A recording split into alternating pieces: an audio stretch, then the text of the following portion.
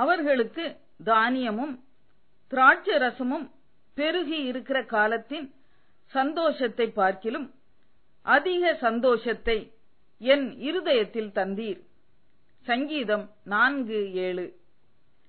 தானியமும் திராட்சை ரசமும் பெருகி இருக்கிற காலத்தில் சந்தோஷம்தான், ஆனால் அது நிரந்தரமானது அல்லவே.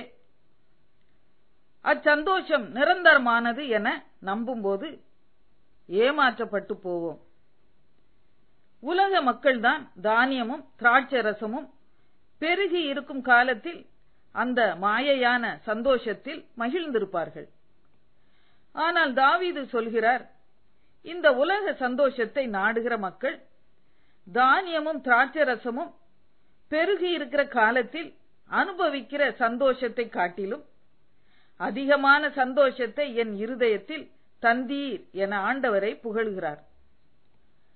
ஆம், நாம் அனுபவிக்க சகலவிதமான நன்மைகளையும் நமக்கு சம்பூரணமாக கொடுக்கும் ஜீவனுள்ள தேவன் மேல் நாம் வைக்கும் நம்பிக்கைதான் அழியாத சந்தோஷத்தை நம் இருதயத்தில் தரும்.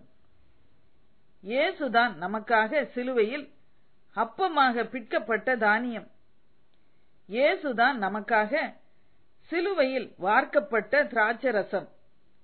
நமக்காக இயேசு தமது பரிசுத்த இரத்தத்தை சிலுவையில் சிந்தினாரே. தானியமும் அப்பமும் நம்மை திருப்தி செய்து நமது இருதயத்தை ஸ்திரப்படுத்தும். திராட்சை ரசம் நமது இருதயத்தை பூரிப்பாக்கும். இயேசுவே நமது ஜீவன்.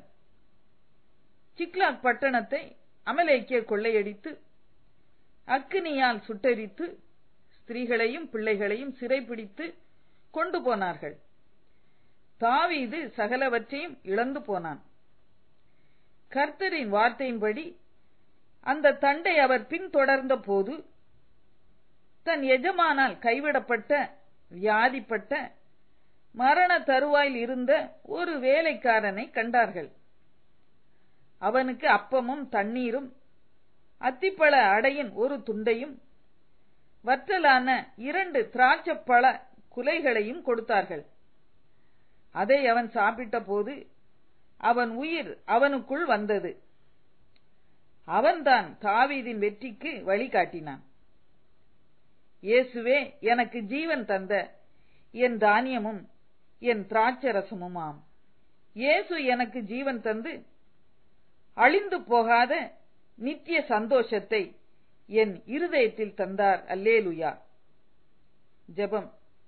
பரலோக பிதாவே, அவர்களுக்கு தானியமும் திராட்சை ரசமும் பெருகி இருக்கிற காலத்தின் சந்தோஷத்தை பார்க்கிலும் அதிக சந்தோஷத்தை என் இருதயத்தில் தாரும். ஆமேன்.